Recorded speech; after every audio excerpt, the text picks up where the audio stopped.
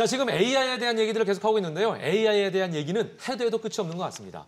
말 그대로 AI가 세상을 움직이는 시대 아니겠습니까? 산업은 물론 일상까지 모든 분야에서 변화를 주도하고 있다고 볼 수가 있겠죠. 특히 AI의 폭발적인 성장은 앞서 살펴본 것처럼 반도체로 확장되면서 새로운 기회를 만들고 있는데요.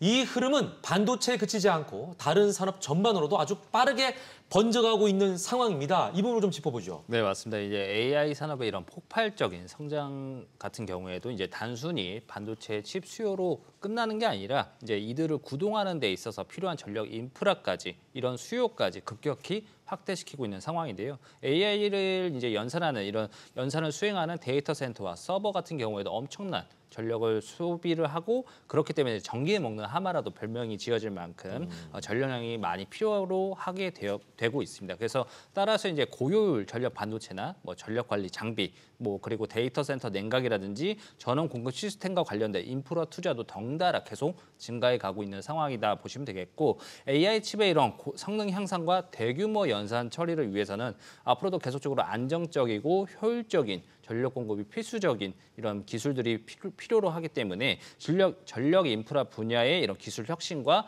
대규모 투자 역시도 AI 산업 성장에 있어서 중요한 축으로 자리 잡았다라고 보여집니다.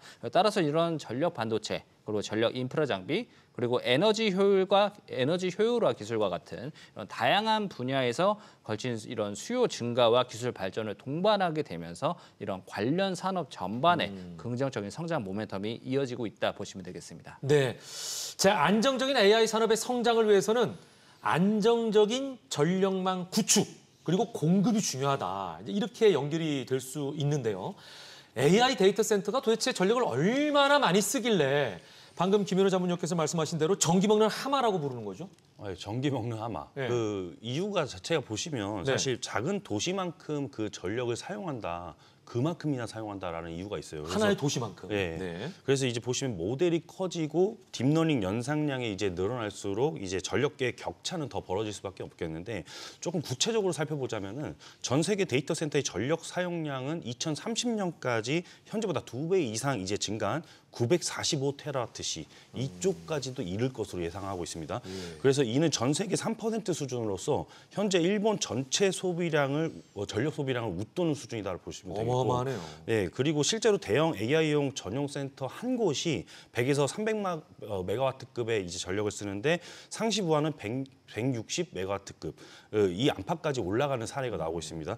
국내에서도 이제 최대 270메가와트급의 전력 공급을 받는 대형 포털 이제 센터가 소개된 바가 있고, 이런 규모를 보셨을 때는 이제 중소형 도시 전체 가정 전력과 비교될 만하다 이렇게 보시면 되겠습니다. 여기에 더 나아가서 3기가와트급의 이제 초대형 AI 데이터 센터 이야기가 나오면 그 수요는 대도시 주택 전력 사용량에 맞먹는 수준까지도 이렇게 전망이 나온다라는 것입니다. 글로벌로 봐도 AI 확산과 이제 서버 고성능화가 겹치면서 데이터 센터의 전력 자체는 국가 단위 수요에 버금가고 있고, 이 증가세가 꾸준히 나오고 있다라는 분석이 나오는데, 그래서 이제 앞으로도 보시면 AI 수요가 커지는 한 전력 인프라라든지 냉각 그리고 효율 혁신이 같이 따라오지 않으면 이게 바로 병목 현상이 생길 수밖에 없습니다. 그러네요. 네, 그래서 지금 시장이 이 테마에 예민하게 반응하면서 사실 그런 주가에 대한 변동성이 여기서 나오는 과정이다라고 보시면 되겠습니다. 네. 그러니까 앞으로 계속 이제 AI 산업은 발전할 수밖에 없잖아요, 그죠? 네. 그렇게 되면 이제 전력 공급에 대한 고민이 많아질 거고 거기에 대한 투자도 좀 대규모적으로 이루어지지 않을까 이런 생각이 드는데, 결국 AI 산업의 확산은 전력 인프라 수요를 폭발적으로 키우고 있다라는 결론을 낼 수밖에 없습니다. 안정적이고 효율적인 전력 공급 없이는 AI 시대의 성장은 불가능하다라는 부분을 다시 한번 짚을 수밖에 없는데, 자, 전력 인프라 관련해서 궁금하신 점이 있으시다면 주식의 발견 카톡 채널 검색한 이후에 반드시 친구 추가해 주시고 이런 정보들을 많이 얻어가시기 바랍니다. AI 슈퍼사이클이 전력 수요 슈퍼사이클로 이어지면서 기존 원전뿐만 아니라 그러다 보니까 SMR이라는 차세대 원전 기술이 주목받고 있는 상황인 거죠. 네, 맞습니다. 이제 AI 슈퍼 사이클로 인해서 어쩔 수 없이 이제 전력 수요 역시도 슈퍼 사이클이 계속될 수 있다. 이런 전망이 이어지면서 기존 원자력 발전을 넘어서 4세대 원전 기술인 소형 모듈 원자로, 그러니까 SMR과 같은 관심도 역시도 계속 이어지고 있는데요. AI와 이런 데이터 센터의 급격한 전력 소비 증가로 안정적이고 대용량 전력 공급이 필수가 된 상황이기 때문에 이런 차세대 에너지 솔루션들은 새로운 기술들과 함께 계속적으로 부각이 되고 있습니다. 특히 탄소 중립과 에너지 안보 이슈까지 맞물리게 되면서 글로벌 주요국들이 앞다투어 SMR 개발에 나서고 있고, 데이터 센터, 전력 인프라 수요 확대와 함께 이런 SMR에 대한 상용화 속도가 더욱 빨라질 가능성에 현재 시장의 눈길이 계속 쏠리고 있는 상황이다 보시면 되겠습니다. 네, 저희가 뭐 SF 공상 과학 영화를 많이 보게 되면 거기 아이언맨이 가슴에 이제 조그만 소형 원자로를 달고 있고 그걸 통해서 모든 에너지를 다 받아들여서 활동을 하고 움직이잖아요. 그러니까 SMR 그러면 저는 이제 거기까지 상상이 되는데 SMR과 기존 원전은 뭐가 다른지 한번 짚고 넘어가 볼까요? 네, 이제 대형 원자력 발전소는 보통 1,500메가와트 정도급으로 연간 약 300만 가구에 전기를 공급할 수 있는데요.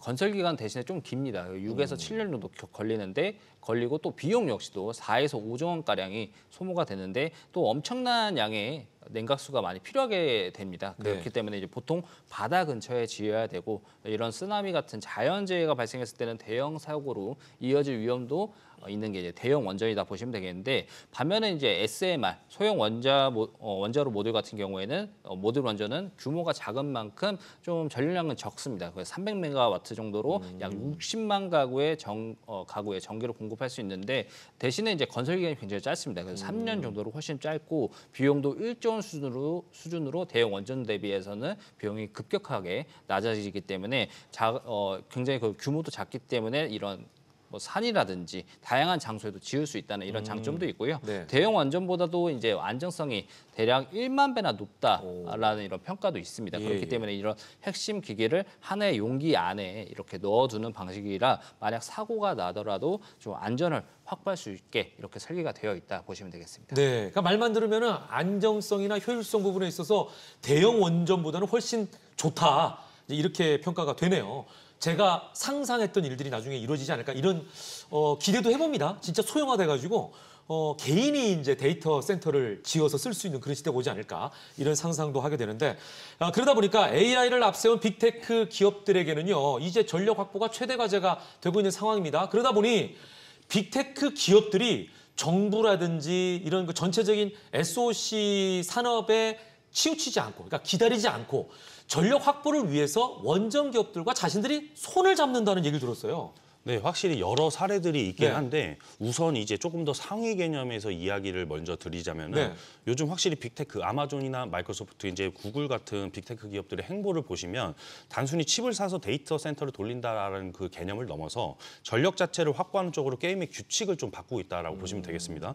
그래서 하이퍼스케일 AI 데이터 센터가 수백 메가와트 단위로 이제 전기를 빨아들이게 되니까 재생에너지만으로 확실히 24시간의 안정적인 공급이 이렇게 지속되기는 어려운 편이죠. 맞아요. 네. 네, 그래서 원전과 장기 전력 구매 계약인 PPA를 깔고 필요하면 SMR 쪽 그리고 원전 쪽 그리고 이제 청정 에너지 쪽까지 직접 연계하는 전력과 클라우드에 대한 통합 모델로 움직이는 겁니다.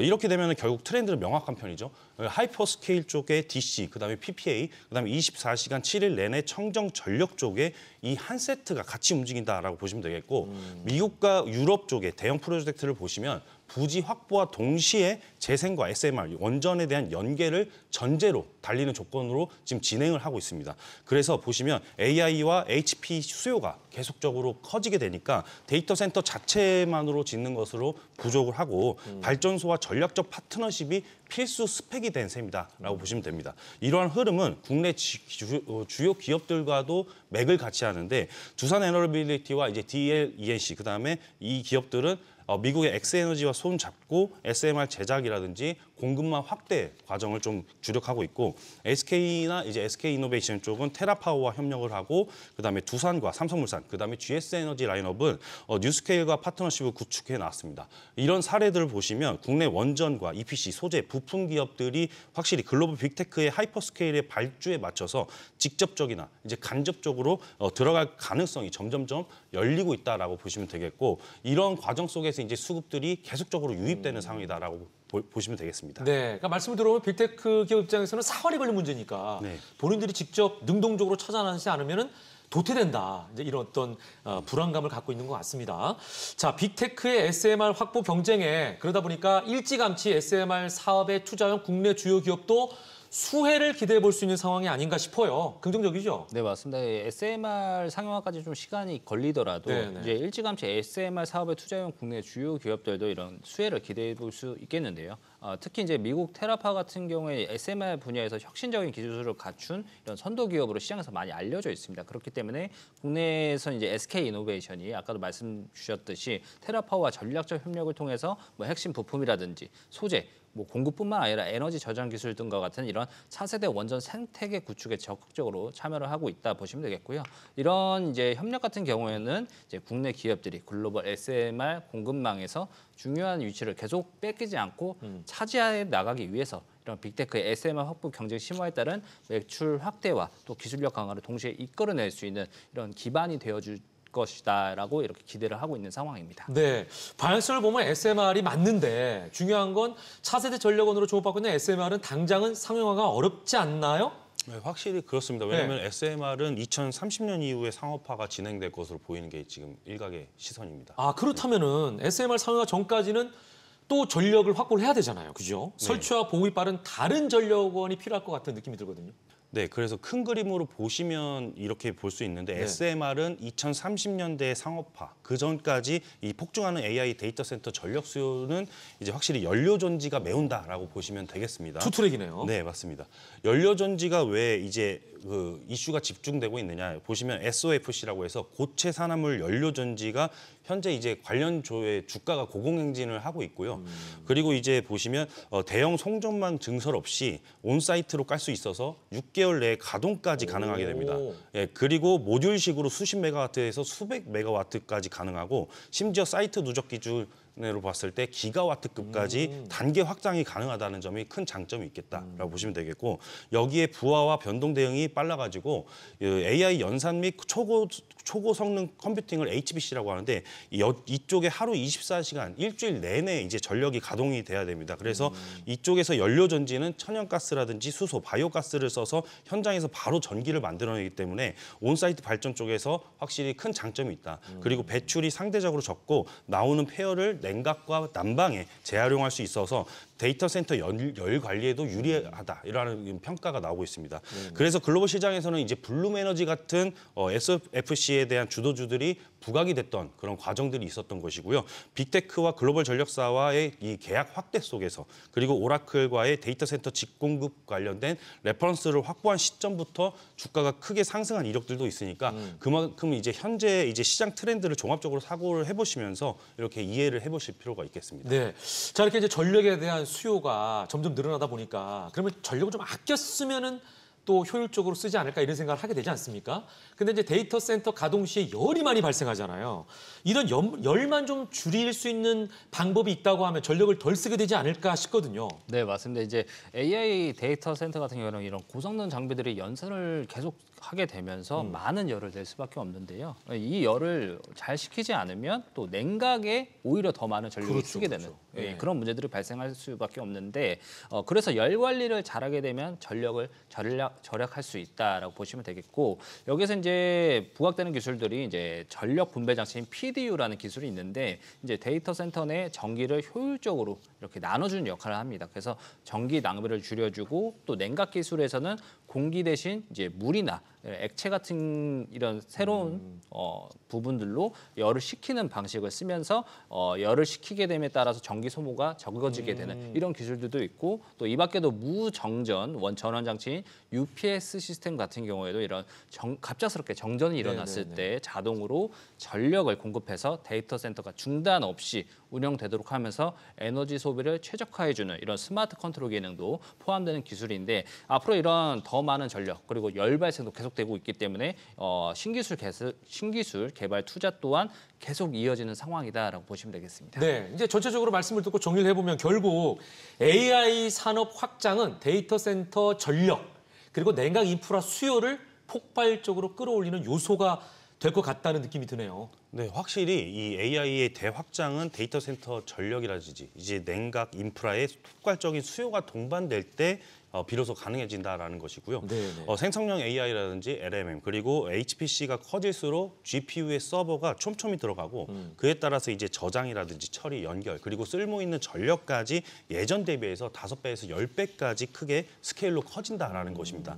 이제는 엔비디아나 구글 그리고 뭐 마이크로소프트나 아마존 같은 이 하이퍼 스케일러뿐만 아니라 통신이나 금융, 그다음에 제조, 공공까지 DX 수요가 붙으면서 단일 센터가 수백 메가와트급 그리고 기가와트급까지 전력을 요구하는 게 뉴 노멀로 자리를 잡고 있습니다. 자연스럽게 이렇게 되면은 청정 에너지와 SMR 그리고 연료 전지 같은 전력 해법과 초대형 냉각 인프라 쪽으로 이제 시장이 나란히 커지고 있다. 여기서 이제 냉각은 고밀도 AI 서버 특성상 열이 폭발적으로 나오기 때문에 침수 냉각 그리고 직결 순행, 거대한 열 관리 서비스가 사실상 필수가 됐고 데이터 센터의 총 전력의 30에서 40%가 냉각으로 빠지게 됩니다.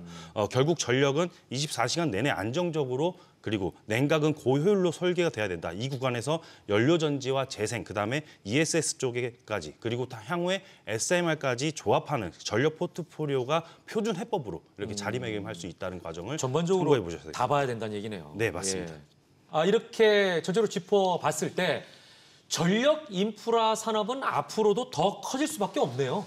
예, 맞습니다. 아무래도 지금 흘러가는 시장 상황 자체가 AI 성장이 시장 예상을 좀 뛰어넘는 이런 성장세가 좀 계속되고 있습니다. 그렇기 때문에 이런 급성장과 맞물려서 결국에는 전력 인프라도 뒤따라갈 수밖에 없는 이런 시점이지 않나라고 보여지고요. 때문에 이제 보다 안정적이고 효율적인 전력 공급 인프라가 더욱 중요해진다라고 보시면 되겠습니다. 그래서 미국이나 중국, 뭐 유럽 같은 이런 주요국들도 AI와 데이터 센터 중심의 전력 수요를 이렇게 해결하기 위해서 관련 인프라 투자도 계속해 나가고 있고 또 기술 혁신을 계속 강화해 갈 것으로 보여지기 때문에 이런 부분에서 있어서 이제 AI 시대에 데이터 전력 소비는 2030년까지 현재 대비해서 5배에서 최대 10배 이상 이렇게 증가를 하기 때문에 전력 인프라 수요 급증을 부추기고 있는 실정이다라고 보시면 되겠고요. 그렇기 때문에 전력 인프라 산업도 2030년까지 높은 성장률을 계속해 나가면서 시장 규모는 계속해서 확대해 갈 수 있겠습니다. 네. 자, AI 시대와 함께 몸집을 키우고 있는 전력 인프라 산업 관련해서 업종, 종목 분석이 필요하시다면 주식의 발견 채널 검색한 이후에 반드시 친구 추가해 주시면 친절하게 정보를 전해드리겠습니다. 자문역들의 세심한 분석과 함께 관련 종목의 리포트까지도 받아볼 수가 있다는 점 알려드리고요. 자, 이번에는요. 이영진 자문역과 함께 전력 인프라 관련주 금운동을 살펴보는 시간을 좀 마련해 보도록 하겠습니다. 여러분께 도움을 좀 드릴게요. 자, 먼저 동메달부터 공개합니다. 네, 앞으로의 AI 경제를 실질적으로 떠받치는 축은 멋진 모델 이름이 아니라 결국 데이터 센터 인프라라는 사실이 점점점 더 분명해지고 있습니다. 그러네요. 예, 이 과정에서 저희가 오늘 주요한 내용들을 상당히 많이 다뤄봤었는데 바로 여기서 SOFC 섹터의 숨은 강자 미코를 동메달 기업으로 선정을 했습니다. 미코! 네, 앞서 설명드린 이 고체 산화물 연료전지 SOFC의 대장주 블룸에너지 입장에서는 높은 효율이라든지 그다음에 다양한 연료 대응 그리고 저공해 그리고 긴 수명이라는 강점을 보유한 차세대 발전 기술로서 주목을 받고 있습니다. 그런데 이제 국내에 SOFC에 대한 주도주는 없느냐 이렇게 궁금하실 텐데 여기에서 대표적으로 두산 퓨얼셀도 있지만은 미코 같은 경우는 2008년부터 독자적으로 SOFC의 전주기를 기술로 발전해온 이제 국내 유일한 FSC에 대한 제조사로서 글로벌 원천 기술 보유한 이제 5개 회사 중에 하나입니다.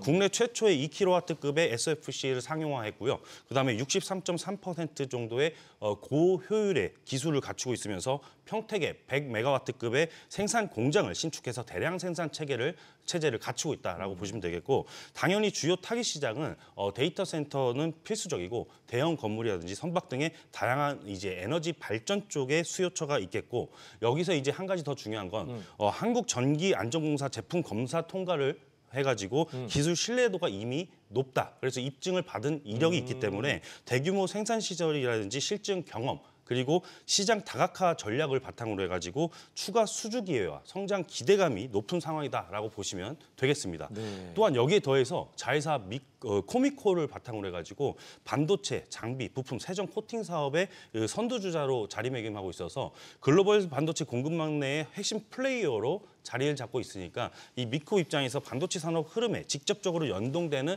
이 코미코와의 시너지까지 고려해 보신다면은 확실히 이제 동메달로 선정을 했던 그런 과정이다라고 보시면 되겠습니다. 네. 자, 들으신 대로 동메달은요, 국내 유일의 SOFC 섹터의 숨은 강자, 미코 보는 기업, 미코입니다. 자, 은메달 종목 갑니다.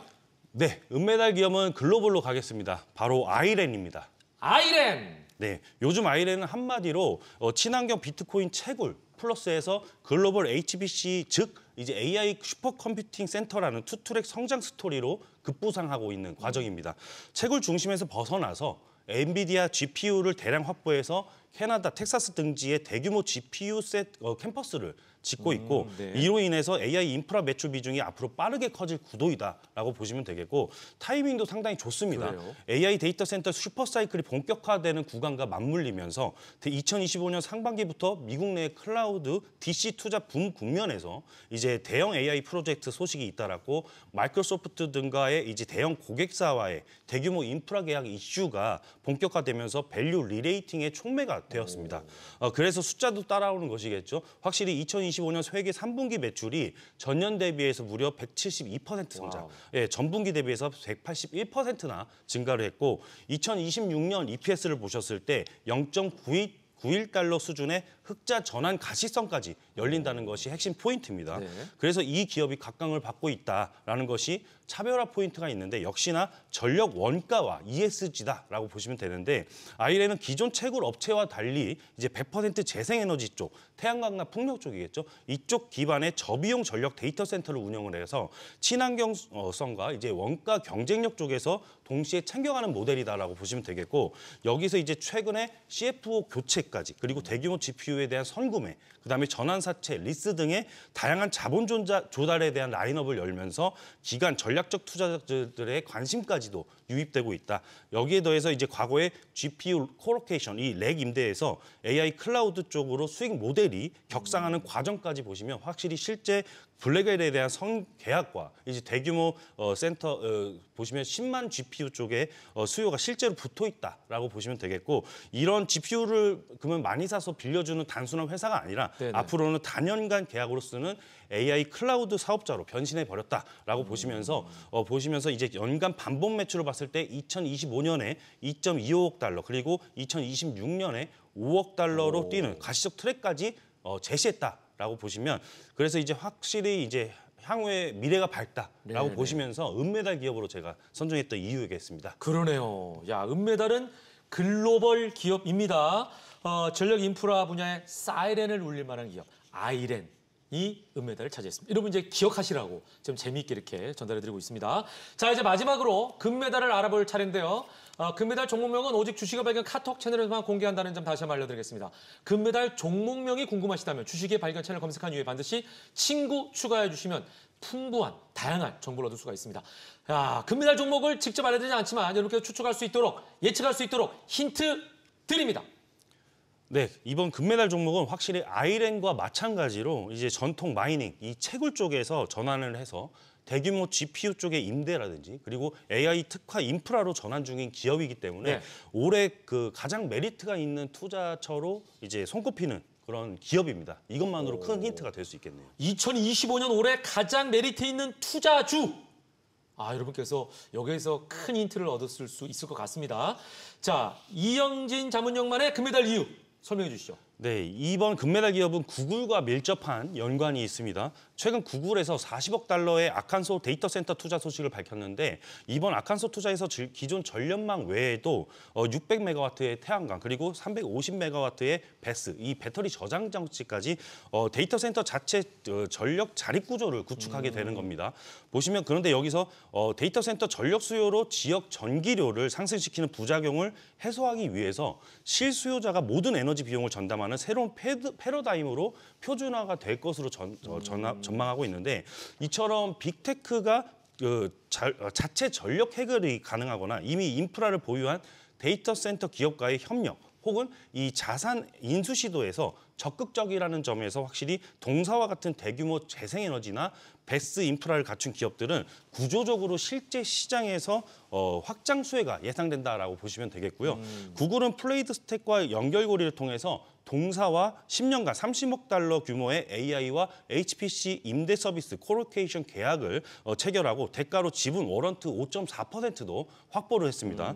이는 앞으로도 이제 구글이 기존 비트코인 채굴 인프라를 이제 고성능 데이터 센터로 전환할 때 계속해서 우선적인 수혜가 될 수 있다라고 보시면 되겠고, 그리고 구글뿐만 아니라 텍사스 서부 쪽에서 대형 부지와 고압 변전소를 6,750만 달러에 인수했으면서 네. 300메가와트에서 500메가와트급의 전력 용량까지 확장 가능하도록 각종 전력 인프라를 직접 구축하고 확보한 사례가 있습니다. 네, 그리고 콜로라도 시티와 이제 바버레이크 쪽 데이터 센터 부지에서 AI 인프라 파트너사와 장기 임대 계약을 체결하고 또 고속 성장을 하니까 수익성 모델로 봤을 때도 역시나 연간 70% 내외로 성장을 하면서 장기 성장까지도 확실히 고성장하더라, 이런 이야기가 있는 겁니다. 그리고 이제 최근 미국 연방정부 예산안 실패 합의 쪽에서 보시면 셧다운이 계속해서 지속되고 있는데 이 과정으로 인해서 비트코인 쪽에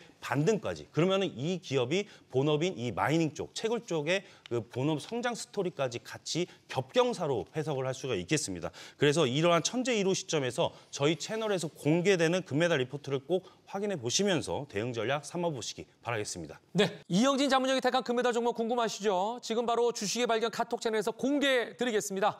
종목명은 물론 분석과 투자 리포트까지 제공이 됩니다. 추가적으로 카톡 친구 추가해 주신 분들에게는요, 주식의 A부터 Z까지 모든 걸 알 수 있는 전자책도 드리고 있으니까요. 많은 참여 부탁드리겠고요. 모든 투자의 최종 판단은 투자자의 몫이니만큼 현명한 투자하시길 거듭 강조드리겠습니다.